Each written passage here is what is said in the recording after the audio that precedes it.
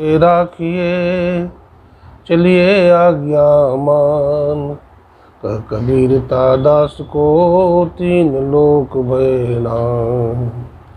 तीन लोक नौखंड में गुरु ते बड़ा न कोई, करता करे न कर सके गुरु करे सो। बोलिए प्रेम से श्री सद्गुरु महाराज की। अव्यक्त रूप में अनंत श्री विभूषित परमाराध्य गुरुदेव के त्रैलोक पावन पाद पद्मों में कोटि कोटि नमन। गुरुदेव के मस्तिष्क स्वरूप ब्रह्मलीन पूज्यपाद महर्षि संत श्री ब्रह्मन जी महाराज, उनके हृदय स्वरूप पूज्यपाद ब्रह्मलीन महर्षि साहेब स्वामी जी महाराज तथा संत मत के वर्तमानाचार्य महर्षि आनंदन जी महाराज के चरणों में कोटि कोटि नमन, कोटि कोटि प्रणाम। आदरणीय हमारे बाबा, सत्संग प्रेमी सज्जनों, माताओं बहनों, सबों को नमन है, सबों को प्रणाम है। आज बड़ा ही खुशी का दिन है कि हम लोग सत्संग करने के लिए आज आदरणीय श्री अरविंद बाबू के घर में आए हैं सत्संग करने के लिए। गुरु महाराज की असीम कृपा है, असीम दया है। जब द्रव दीन दयाल राघव साधु संगति पाइए, जय हिंदरस परस समागमादिक पाप राशि नसाई। जब परमात्मा की असीम कृपा होती है, दया होती है, तो जीवन में सत्संग मिलता है और सत्संग मिलने के बाद पाप ताप सब नष्ट हो जाते हैं। मंगल भवन अमंगलहारी, जब सुदर्शत अजर बिहारी। जीवन में मंगल आता है और अमंगल को सुदूर भाग जाते हैं। जैसे सूर्य के निकलते ही अंधकार भाग जाता है, ठीक उसी प्रकार से जीवन में सत्संग मिलने के बाद जीवन के सारे खड़मंगल अमंगल सब दूर हो जाते हैं।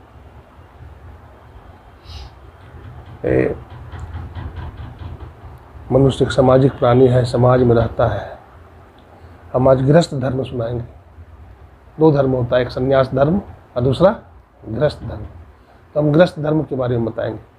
गृहस्थ क्या है और गृहस्थ में कैसे रहना चाहिए, गृहस्थ में रह करके हम मोक्ष तक कैसे पहुंच सकते हैं, ऊंचाइयों को कैसे छू सकते हैं। एक रहस्यात्मक बात है, इसको समझना चाहिए। तो प्राचीन काल में हमारे ऋषियों ने 4 वर्णाश्रम बनाया। पहला आश्रम है ब्रह्मचर्य आश्रम, है ना। ब्रह्मचर्य आश्रम में विद्यार्थी, है ना, विद्यार्थी अपने गुरु के पास पढ़ते थे। गुरु वेद, वेदांग, उपनिषद, गीता, सारी प्रकार की शिक्षा, लौकिक और पारलौकिक शिक्षा बताते थे और शिष्य अपने गुरु की सेवा करता था। 25 वर्ष तक रह करके पढ़ लिख करके जब योग्य हो जाता था तो सदगुरु उसको क्या करते थे, भेज देते थे। कहाँ? गृहस्थ आश्रम में प्रवेश करता था। फिर 25 साल से लेकर के 50 साल तक रहता था गृहस्थ आश्रम में। फिर वहाँ 50 साल में क्या करता था, वो अपना बेटा बेटी को सबको योग्य बना देता था, कारोबार में खड़ा कर देता था, है ना। और उसके बाद फिर 75 साल में 50 साल के बाद वो एक अन्य आश्रम है जिसको बोलते हैं वानप्रस्थ आश्रम, है ना। गृहस्थ आश्रम के बाद वानप्रस्थ आश्रम में चला जाता था। वो वानप्रस्थ आश्रम में भी रह करके धर्मपति धर्मपत्नी दोनों अपना खोई हुई शक्ति को अर्जन करते थे, संयम से रहते थे और सत्संग ध्यान करते थे। उसके बाद फिर संन्यास आश्रम होता था जिसमें धर्मपति और धर्मपत्नी भी अलग हो जाते थे, है ना। तो अब संत लोग कहते हैं कि देखो, घर द्वार छोड़ो मत, घर में ही रहो और घर को ही आश्रम बनाओ। अपने घर को क्या करो, आश्रम बना लो। कहीं कुछ छोड़ना नहीं है और कहीं कुछ पकड़ना भी नहीं है। घर में रहो और सत्संग करो, भजन करो, बच्चों का पालन करो, अपना खेती बाड़ी करो और घर में ही छोड़ करके कहीं बाहर भटको मत, है ना। बाहर में भटकना अच्छा नहीं है, बहुत दुख होगा, बहुत परेशानी होगी। क्या ज़रूरत है, भटकना क्यों है, घर में रहो। काहे रे बन खोजन जाई, है। वन में जाने से क्या होगा, भटकोगे, दुख होगा, क्लेश होगा, इसलिए वन में मत जाओ। मन में गए कल्पना उपजे, बहुत तरह की इच्छाएं उत्पन्न होगी, तब धो कहाँ समावे, है ना। इसलिए घर में रहो, साधन करो, भजन करो। मैं आपको बताता हूँ गृहस्थ धर्म की बात। गृहस्थ परिवार में कौन होते हैं?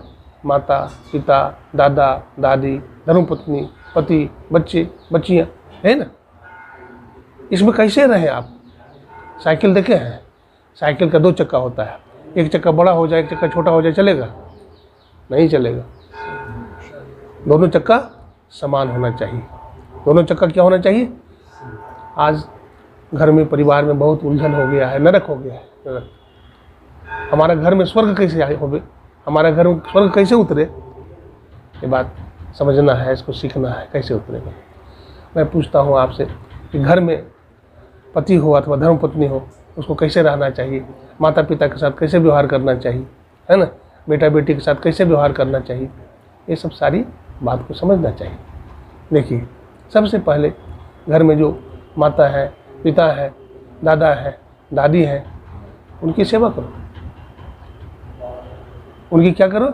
सेवा करो। आजकल बोलते हैं फैमिली, है ना। एक जगह तो बोला हमारी फैमिली आई है। हाँ, मैंने पूछा भाई फैमिली आई है मतलब? नहीं समझा मैं। बोला नहीं समझे बाबा, फैमिली तो मतलब परिवार होता है। तो बोलता फैमिली नहीं समझे बाबा। बोला नहीं समझा, हमारी धर्मपत्नी आ रही है। मैंने धर्मपत्नी फैमिली है, और तुम्हारे माता पिता और दादा दादी ये सब फैमिली नहीं है। तो आजकल का जो परिभाषा है ना, संकुचित हो गया है ना। इसको संकुचित नहीं रहने देना है, दायरा को ऊपर बढ़ाना है, सोच को ऊपर करना है, हृदय को विशाल बनाना चाहिए। देखिए, घर में, परिवार में पहले संयुक्त परिवार होता था, सब लोग एक साथ रहते थे, और छोटा सा मकान होता था। छोटा सा परिवार, मकान में बहुत लोग रहते थे। आज मकान बड़ा हो गया है, लेकिन हृदय छोटा हो गया है। बस किसी घर में पूछिए कितने लोग रहते हैं, तो बस हम, हमारी धर्मपत्नी, हमारे बच्चे, हम, हमारी धर्मपत्नी और एक टावर। टावर समझते हैं? अथवा खींच तीज के 2 टावर हैं। तो ये संयुक्त परिवार नहीं है ना। ठीक है, दूर में भी रहे, लेकिन हृदय में सब रहे। क्या दूर में भी रहते हैं तो कोई बात नहीं है, लेकिन माता पिता, दादा दादी जो भी है, सबके प्रति हमारा भाई, सबके प्रति क्या होना चाहिए? सम्मान होना चाहिए। सबके प्रति सम्मान होना चाहिए। थोड़ा सा गृहस्थ की बात ही मैं आज बताने जा रहा हूँ आप लोगों को, है ना। गृहस्थ की बात थोड़ा सा बताऊंगा पहले, क्योंकि गृहस्थ धर्म पर मैं शुरू किया हूँ। पति है, धर्मपत्नी है ना। तो आजकल देखिए लड़ाई झगड़ा है दोनों में। एक सत्संगी ने हमसे पूछा, बाबा हम दोनों का लड़ाई झगड़ा है तो कैसे ख़त्म होगा? मैंने कहा देखो, पहले नारी धर्म बताता हूँ। नारी धर्म क्या है? नारी का अपने पति का सेवा करना चाहिए। हमारा देश भारतवर्ष बड़ा महान है। हमारे देश में सती सावित्री हुई है, सती सांडली हुई है, और माता जानकी हुई है। पतिव्रता नारी। माताएं कपड़ा अपना माथा पर रखिए, ढकिए माथा, बोलिए प्रेम से श्री सद्गुरु। माताओं का कपड़ा माथे पर होना चाहिए, आंचल। क्यों? आप कहेंगे क्यों? अगर आंचल नीचे रहेगा तो पति की आयु क्षीण हो जाएगी, है ना। इसलिए हमारा देश की महानता है ना। स्वामी विवेकानंद जी जब अमेरिका में गए तो नारी शक्ति पर बोले। हर घर में नारी का सम्मान होना चाहिए। जिस घर में नारी का सम्मान नहीं होता है, लक्ष्मी भाग जाती है। इसलिए नारी का भी सम्मान दो, उनको भी एक शक्ति है। अगर नारी नहीं होती तो हम लोग कहाँ से आते, है ना। नारी नहीं होती तो हम लोग आते कहाँ से? इसलिए उनको भी क्या करो? सम्मानित करो। मैं क्या बोल रहा था वहीं आइए। नारी और पति में मान लीजिए झगड़ा हो गया है, मान लीजिए थोड़ी देर के लिए स्त्री पुरुष में झगड़ा हो गया, नारी पुरुष में झगड़ा हो गया, तो क्या करना चाहिए नारी को? पति नाराज है तो क्या करना चाहिए? देखिए, सबसे बड़ी बात है, अपने पति से कभी कोई कपट नहीं करना चाहिए, कोई छल नहीं, कोई कपट, सत्य सत्य बात बोलना चाहिए।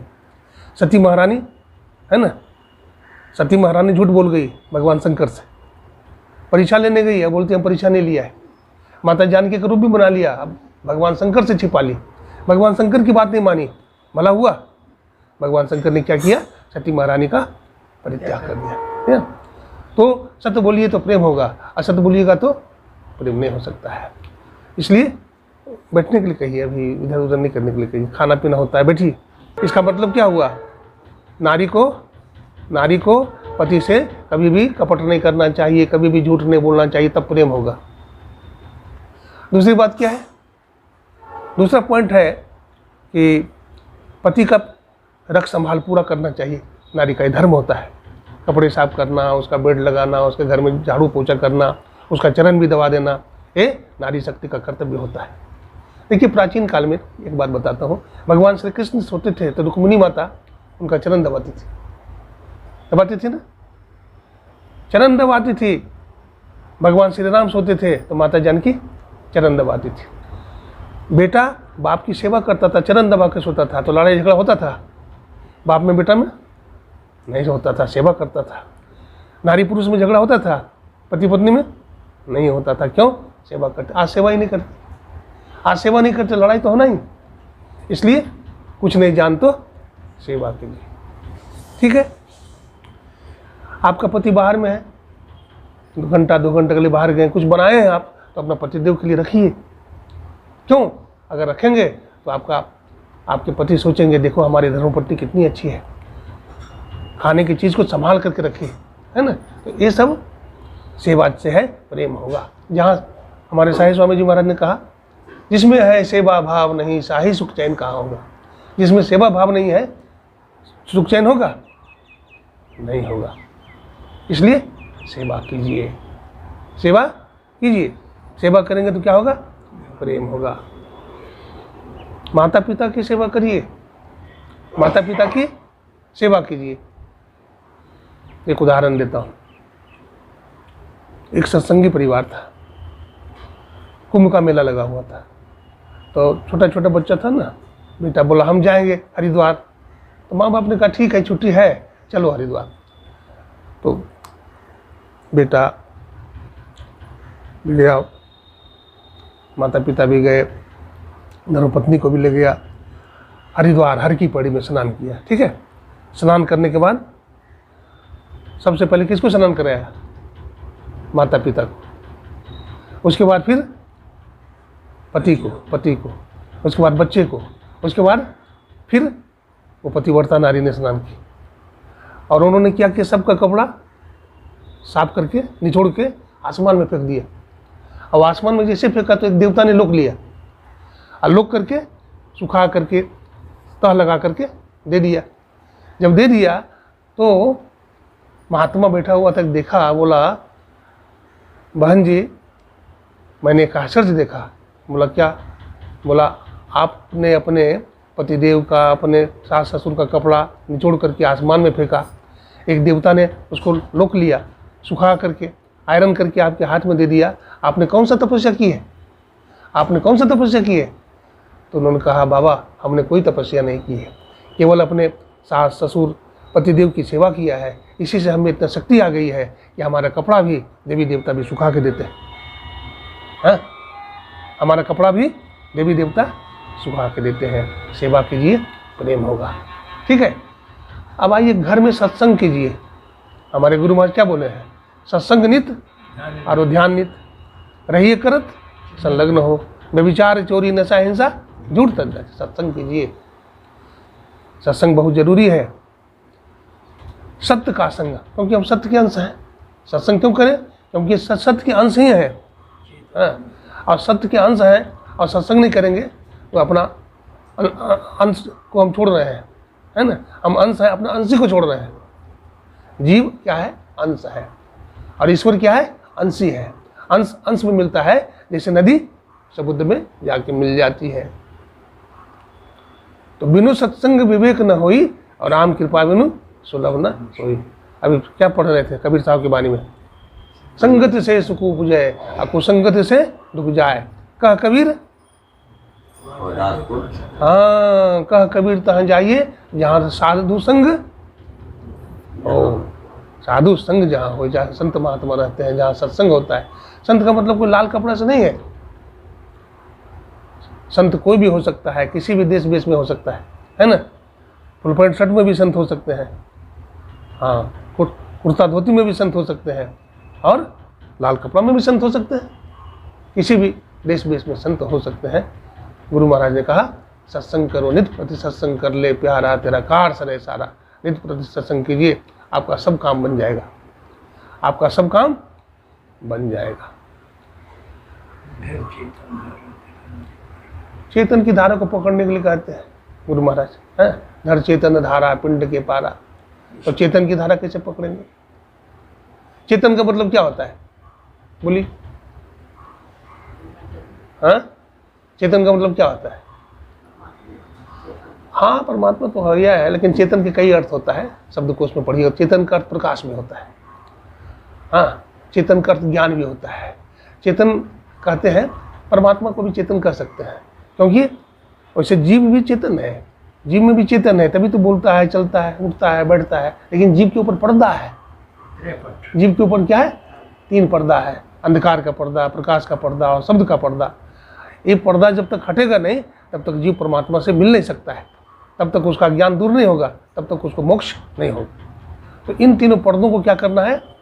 हटाना है। ये तीनों पर्दा जब तक नहीं हटेगा, तब तक काम बनने वाला नहीं है। तो चेतन की धार को पकड़िए। कहाँ पकड़िएगा भाई चेतन की धार को? पिंड के पारा। आंख से नीचे वाला भाग पिंड है, और आंख से ऊपर वाला भाग क्या है? ब्रह्मांड है। तो चेतन की धार कहाँ पकड़िएगा? तो पकड़िएगा आप यहाँ आज्ञा चक्र में, है ना? दोनों भवों के बीच में जो खाली जगह है उसको क्या बोलते हैं? आज्ञा चक्र। तो आज्ञा चक्र में उसको पकड़िएगा, चेतन की धार को। तो चेतन की धार को पकड़िएगा तो क्या होगा? अंदर में प्रकाश होगा। ज्योति जगी जावे अति सुख पावे, शब्द सहारे का। अंदर में ज्योति जगेगी, आपको शब्द मिलेगा, है ना? बहुत किस्म का प्रकाश मिलेगा, बहुत तरह का शब्द भी आप सुनेंगे, और धीरे धीरे धीरे धीरे आपकी सूरत ऊर्ध्वगामिनी हो जाएगी। गुरुदेव ने लिखा है पदावली में, सूरत ठहरानी रहे आकाशा, और तिल खिड़की में निस्दिन बासा। सूरत क्यों भूल रही? राधा स्वामी ने कहा, सूरत क्यों भूल रही, चित चलो स्वामी पास। हे इंद्रिन तू भोग दीवानी, क्यों पड़ो काल के फास। जल्दी से तुम मुख को मोड़ो, अंदर अजब विलास। अंदर में क्या है? विलास है। विलास माने आनंद है। इसलिए कहा गया, ब्रह्मानंदम परम सुखदम केवलम ज्ञान मूर्ति। ब्रह्म का जो आनंद है वो परम सुख है, वो परम आनंद है। रसो वैसा आनंद और वैसा सुख इस संसार में नहीं है। इसलिए कबीर साहब ने भी कहा, तीर्थ नहाए एक फल, संत मिले फल 4, सदगुरु मिले अनंत फल, कहत कबीर विचार। तीर्थ में नहाने से 1 फल, संत मिलेंगे तो 4 फल, और सदगुरु मिल जाएंगे तो अनेक फल मिल जाएगा। भगवान विष्णु और देवर्षि नारद जा रहे थे, ठीक है? तो नारद बाबा ने पूछा कि प्रभु, जब आप पहली बार जीव पर कृपा करते हैं तो क्या देते हैं? तो भगवान विष्णु ने कहा, हे नारद, पहली बार जब अपने भक्त पर कृपा करते हैं तो उसको मनुष्य का शरीर देते हैं। क्या देते हैं? मनुष्य का शरीर देते हैं। तो नारद बाबा ने फिर पूछा कि प्रभु, दूसरी बार कृपा करते हो तो क्या देते हो? तो भगवान विष्णु ने कहा, हे नारद, दूसरी बार भी जब खुश हो जाता हूँ तब उसको क्या देता हूँ? सत्संग दे देता हूँ। फिर कहा, तीसरी बार खुश होते हो तो क्या देते हो? बोला, नारद, तीसरी बार की बात ही छोड़ो। बोला, नहीं प्रभु, तीसरी बार भी तो खुश होते होंगे। बोला, जब तीसरी बार भी खुश हो जाता हूँ तो भक्त का हाथ पकड़ लेता हूँ और सदगुरु के हाथ में डाल देता हूँ। सदगुरु के हाथ में डाल देता हूँ। तो सत्संग करिए, सत्संग करिएगा तो सदगुरु भी मिलेंगे, और सदगुरु जब मिल जाएंगे तो आपका हाथ भी पकड़ेंगे, और हाथ पकड़ करके सदगुरु का काम क्या है? परमात्मा से मिला देना है। सीधे चला जाना वहाँ मुर्शिद ने फतवा दिए, सीधे वहाँ चले जाइए, क्योंकि मुर्शिद यानी सदगुरु आपको फतवा दिया है, ज्ञान दिया है ना? इसलिए उस पद को आप क्या करिएगा? प्राप्त कर लीजिएगा। ये मानव शरीर बड़ा दुर्लभ है, दुर्लभम मानुषम देही कहा गया, बहुत दुर्लभ है। 84 लाख जोनी भटक करके ये मानव का शरीर मिला हमें, और अगर इस जन्म में हम उत्तम कार्य नहीं किया, सत्संग नहीं किया, ईश्वर भक्ति नहीं किया, तो कबीर साहब कहते हैं, 1,84 भटक के इस तनवा को पाए, अबरी पासा ना पड़े तो फिर 84 जाए, फिर 84 लाख जोनी में हम चले जाएंगे। इसलिए सत्संग कीजिए, सेवा कीजिए, सुमिरन करिए, है ना, काम भी कीजिए और भजन भी कीजिए। सुख दुख जीवन में चलता है। जो सत्संग करते हैं, जिनको विवेक हो जाता है, जिनको ज्ञान होता है, वो थोड़ी थोड़ी बात पर नहीं घबराते। एक घर में ऐसा हुआ कि उनके पिताजी बीमार हो गए, जो घर के मुखिया थे, बीमार हो गए। अब बीमार हो गए, ज़्यादा ही बीमार हो गए, हॉस्पिटल में भर्ती किया गया, शरीर छूट गया, चले गए, पिताजी चले गए। अब पिताजी चले गए तो अब कौन बचा? बाल बच्चे बच गया कि बच गया, पिताजी तो चले गए। और संजोग से एक ही लड़का था पिता का, तो उसको एक बेटी थी, एक बेटी। पिताजी चले गए, बेटी और बाप रह गए। बाप अपनी पत्नी के वियोग में बहुत रोता था, क्योंकि गृहिणी थी, घर को बढ़िया से संभालती थी, बड़ी पतिव्रता नारी थी। लेकिन बेटी कहती है कि हमारे पिताजी तो चले गए, हमारी माँ नहीं है, हम अपनी माँ की भरपाई करेंगे पिताजी का। बहुत समझदार थी लड़की, खूब सेवा कर रही पिताजी की, भोजन बनाना, भोजन खिलाना, पानी भर देती थी सर्दी के मौसम में, है ना, गर्म पानी देती थी, कपड़े रख देती थी। मतलब पिता को ये एहसास नहीं हुआ पत्नी का, इतना सेवा लड़की ने की। और खुदा न खास्ते ऐसा हुआ कि लड़की भी बीमार हो गई, लड़की भी बीमार हो गई, और पिता ने अपना घर द्वार भी बेच दिया कि बेटी हमारी ठीक हो जाए, लेकिन बेटी बच नहीं पाई, शरीर छूट गया। अब बाप अकेला हो गया, बेसहारा हो गया, रोते रहता था, रोते रहता था, रोते रहता था। तो बाप ने एक दिन देखा कि एक जगह सत्संग चल रहा है, सत्संग हो रहा है, वो कुछ भजन भी करता था। उसको एहसास हुआ कि बहुत बड़ा सत्संग में, है ना, सभा में बहुत सारे कन्याएं, लड़की, बहुत सारे लड़की जो स्वर्ग की अप्सरा है, सबके हाथ में ज्योति है, जोत है, लेकिन उसी झुंड में इसकी बेटी भी है। सबके झुंड में क्या है? उस झुंड में सब अप्सरा है, स्वर्ग की रहने वाली देवांगना है, और सबके हाथ में क्या है? जोत जल रहा है, दिया। लेकिन पहचान लिया ये हमारी बेटी है, और उसके जो है दिया नहीं जल रहा है। तो पहचान गया वो, बोला बेटी बेटी बेटी, बोला पिताजी अब मर करके बहुत अच्छा जगह में गए हैं, मैंने आपकी सेवा किया है, मैं धर्म से रही हूँ, और भगवान ने हमें स्वर्ग दिया है, वैकुंठ। बोला ये सब वैकुंठ की देवियाँ हैं। तो बेटी एक बात बताना, सबके हाथ में ज्योत है और तुम्हारे हाथ में ज्योति नहीं है, दिया नहीं है?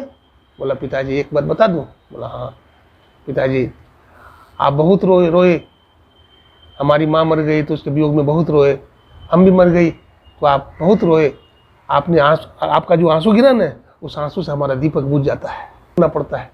एक झोली में फूल खिले हैं, एक झोली में कांटे, अरे कोई कारण होगा। एक झोली में फूल खिला हुआ है, एक झोली में कांटे हैं, अरे कोई कारण होगा भाई। किसी बच्चा का जन्म देखिए करोड़पति के घर में हो जाता है, किसी बच्चा का जन्म गरीब घर में होता है। ऐसा क्यों होता है? उसका अपना मुकद्दर है, उसका अपना क्या है? कर्म है। इसलिए घबराइए नहीं, पुरुषार्थ कीजिए। क्या करिए? हमारे गुरु महाराज ने कहा, आओ वीरो मर्द बनो, अब जेल तुम्हें तजना होगा, मन निग्रह के समर क्षेत्र में सन्मुख थिर डटना होगा। वक्त नहीं है ए वीरो, अब गाफिल होकर सोने का, अब बिंदु राह से निकल बहादुर, तब मंडल टपना होगा। तो घबराइए नहीं, हिम्मत कीजिए, जोर लगाइए, पुरुषार्थ कीजिए, सब काम संभव हो जाएगा। हमेशा प्रसन्न रहिए, है ना, और अपना काम समय सही टाइम पर करिए। हमारे गुरु महाराज कहते थे, जो सत्संग करता है, ध्यान करता है, सदाचार का पालन करता है, उससे बड़ा आदमी दुनिया में कोई नहीं हो सकता। वो दुनिया का सबसे बड़ा आदमी, ठीक है।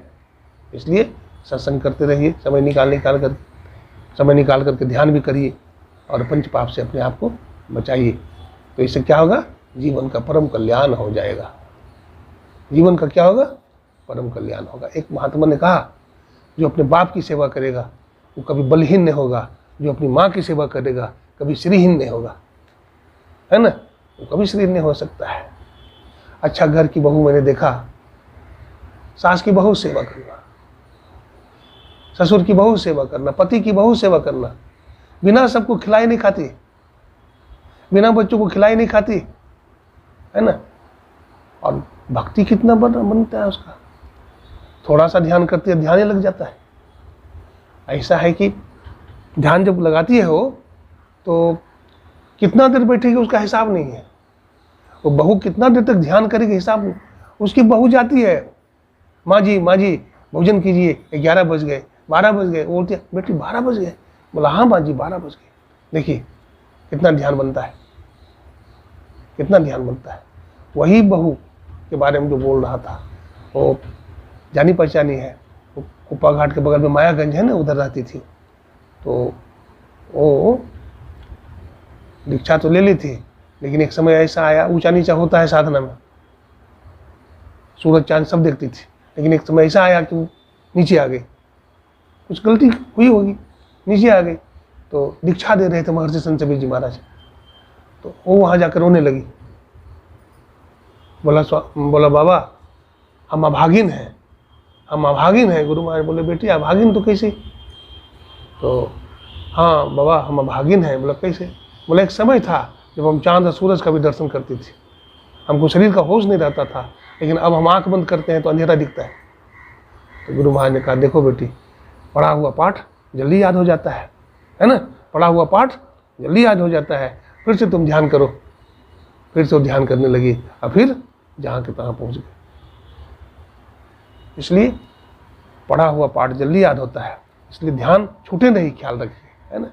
थोड़ा भी कीजिए लेकिन अवश्य कीजिए। चलते फिरते मानस जप करिए, मानस ध्यान कीजिए। हर समय तो ग्राहक नहीं रहता है, जब ग्राहक रहेगा तभी ना सामान देंगे या करेंगे। जब ग्राहक नहीं है, कोई काम धंधा नहीं, उसमें बैठ के भजन कर लेगी, दोनों काम हो जाता है।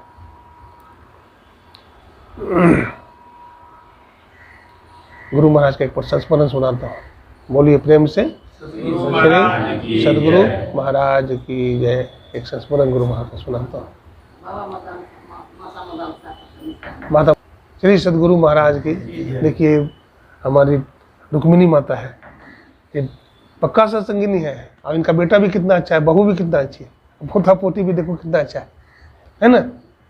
एक कहा गया है कि जहाँ सत्संग होता है, हमारे जिनके घर में ठहरे हुए हैं, क्या नाम है, रामनाथ बाबू, और उनकी श्रीमती देखिए है श्रीमती संतोष देवी, लोग से भी आगे। हाँ। और सत्संग में इनकी इतनी लगन है, भजन में इतनी लगन है, नियम से करती है, नियम से करते रहती है। और साधु महात्मा के घर में ठहरे हैं तो सेवा का तो मत कहिए, हाथ पर उठाए रखती है, बाबा क्या खाइएगा क्या पिएगा, बाबा को कोई दिक्कत नहीं है। तो एक क्या है, ये सत्संगी परिवार है। हाँ, तो हमारी रुक्मिणी माता है, ये जमालपुर में रहती है ना, और कई बार सत्संग में आती है भी, और इनका बेटा भी उतना ही है, बहू भी, है ना। तो एक सत्संग का फल है, ये सत्संग का क्या है, फल है। माता मदालसा, माता मदालसा, माता मदालसा बहुत सेवा करती है। माता मदालसा बहुत सेवा करती। कहाँ रहती थी माता मदालसा? बोलिए, माता मदालसा कहाँ के रहने वाली? हाँ, चलिए माता मदालसा मीराबाई की बात हम सुनाते हैं, मदालसा की बात हम सुनाएंगे आप, है ना। अभी तो है ना, आप मदालसा की बात हम सुना देंगे, थोड़ा सा देखना पड़ेगा बढ़िया से।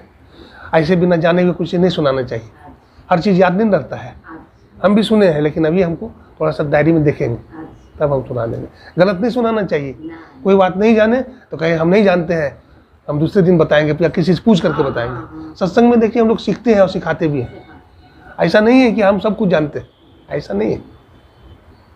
सब कुछ तो संत जान सकते हैं, हम संत नहीं हैं, इसलिए सब कुछ हम भी नहीं जानते हैं।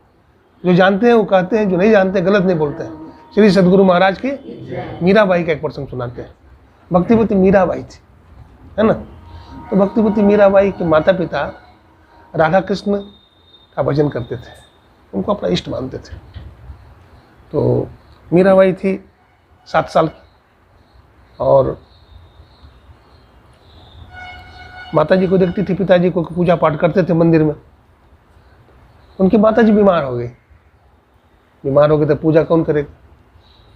तो उनकी माँ ने कहा, मीरा बेटी अब मंदिर में पूजा कैसे होगी?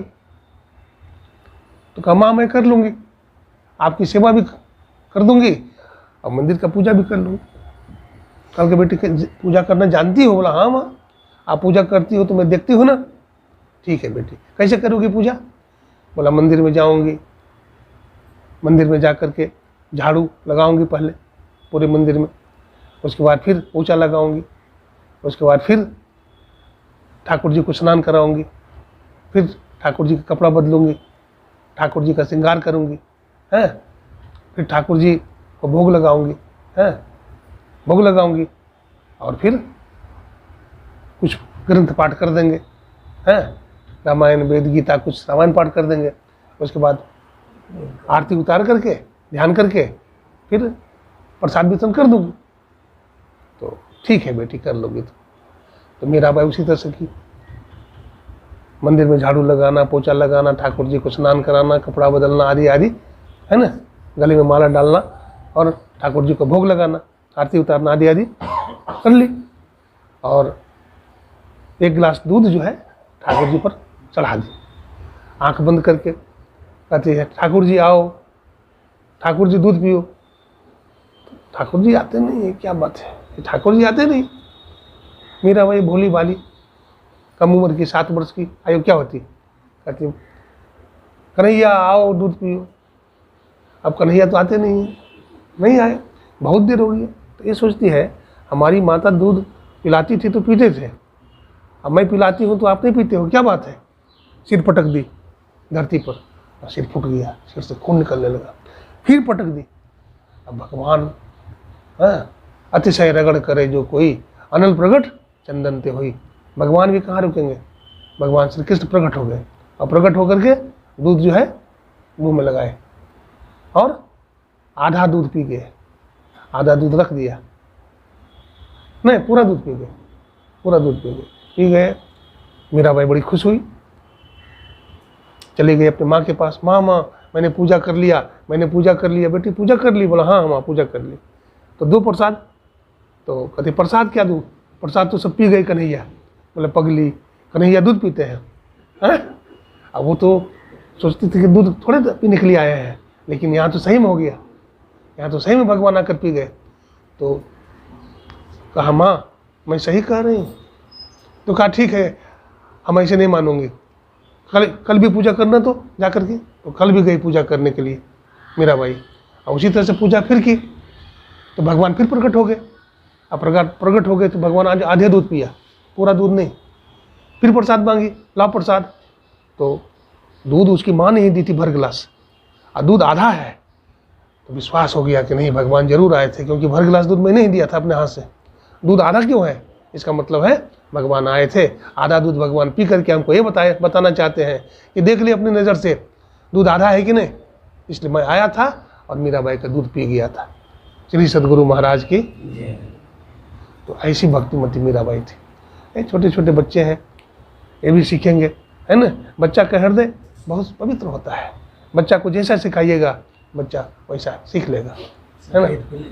हाँ, बच्चा कोरा कागज है, कोरा कागज है, और कोरा कागज में तो जैसा लिखिएगा वैसा लिखा देते, जैसा रंग चढ़ाइएगा वैसा रंग उस पर चढ़ जाएगा।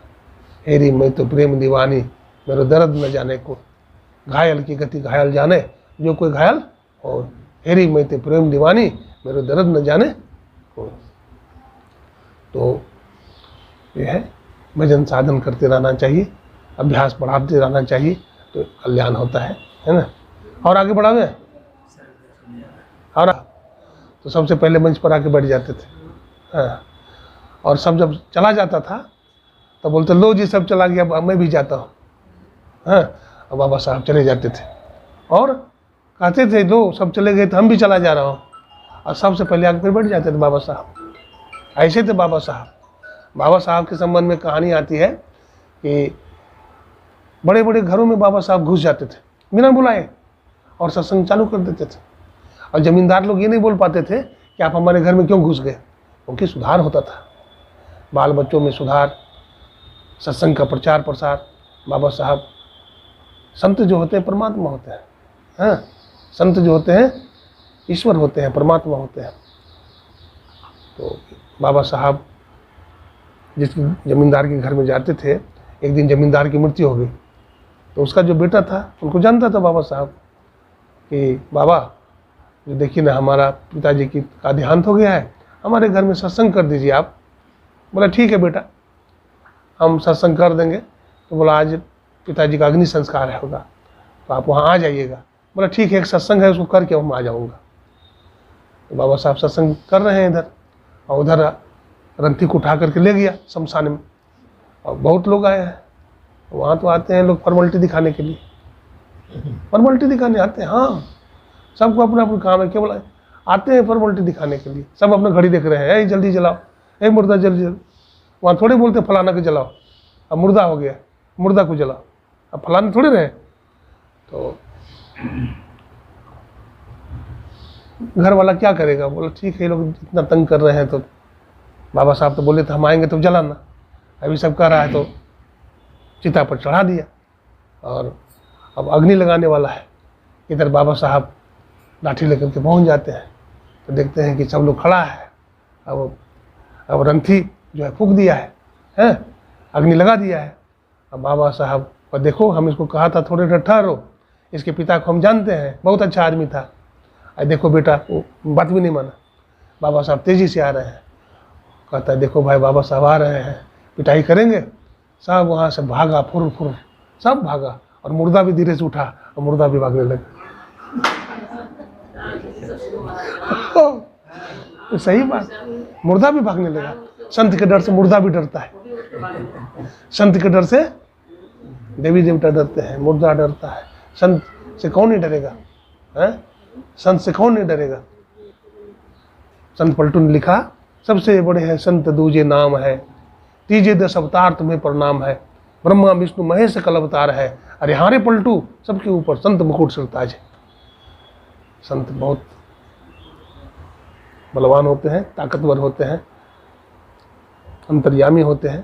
क्या कहें, संत क्या नहीं होते, संत क्या नहीं होते, संत तो परमात्मा होते हैं साक्षात। और उनके संबंध में जितना भी कहा कि सबसे बड़े होते हैं, ईश्वर से भी बड़े होते हैं, हाँ, ईश्वर से भी बड़े संत होते हैं। बाबा साहब के संबंध में सुन रहे थे, गुरु महाराज के संबंध में सुनिए। उनके शिष्य का क्या नाम था, महर्षि में ही ब्रह्मा जी महाराज, उनके बारे में सुनिए। एक बार सेवा करने का मौका मिला, महर्षि में ही ब्रह्मा जी महाराज को बाबा देवी साहब का चरण दबाया मुरादाबाद में। तो पहले आर्थिक तंगी थी, बहुत तरह की समस्या थी, दिक्कत थी, लेकिन जब वहाँ से आए ना बाबा साहब का आशीर्वाद लेकर के, तब से सब समस्या का निदान हो गया। न रोटी की कमी, न कपड़ा की कमी, न रहने का जगह की कमी, न मान प्रतिष्ठा की कमी, खूब। तो लिखे हैं गुरु महाराज, हे गुरुदेव, आपकी सेवा मैंने एक दिन किया, एक दिन चरण दबाया, और आपकी सेवा करने का फल ये हुआ। हमको रोटी नहीं मिलता था, खाने को कपड़ा नहीं, पहनने को कपड़ा नहीं, मान सम्मान नहीं, लोग दूर दूर आते थे, लेकिन आपके आशीर्वाद से आज हमको सब कुछ। हरि सेवा कृत 100 बरस, गुरु सेवा पलचार, तो भी नहीं बराबरी, वेद ने किया विचार। हरि की सेवा 100 साल करेंगे और गुरु की सेवा 4 पल करेंगे, तो भी बराबर नहीं होगा, ऐसा वेद भगवान कहते हैं। इसलिए भजन साधन करिए, भजन साधन करने से जीव का कल्याण होता है।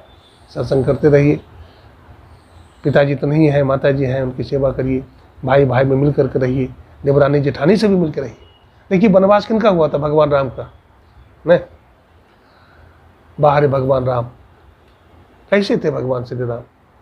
दुनिया में लड़ाई झगड़ा होता धन के लिए, होता है ना, जमीन के लिए, लेकिन रामायण में कैसे लड़ाई है, वनवास हो गया राम जी का।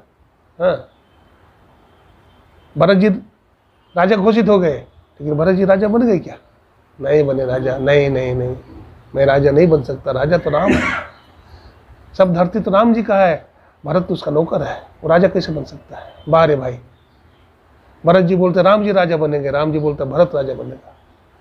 भाई भाई, अब वनवास हुआ राम जी का और चले गए लक्ष्मण जी भी साथ में। कितना प्रेम है भाई भाई का। आज का भाई भाई को मार देता है, लूट लेता है, लेकिन कैसा भाई था कि 14 साल वन में चले गए। भगवान राम तो गए अकेले, माता जानकी भी गई, हाँ। और लक्ष्मण जी महाराज भी गए।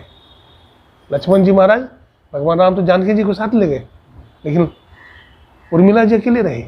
कितना त्याग लक्ष्मण जी का है, लक्ष्मण जी का ज़्यादा त्याग है लक्ष्मण जी के साथ। अब भरत कैसा भाई, भाई भाई में कितना प्रेम है। देवरानी जेठानी का प्रेम देखिए, कौशल्या और सुमित्रा का प्रेम देखिए।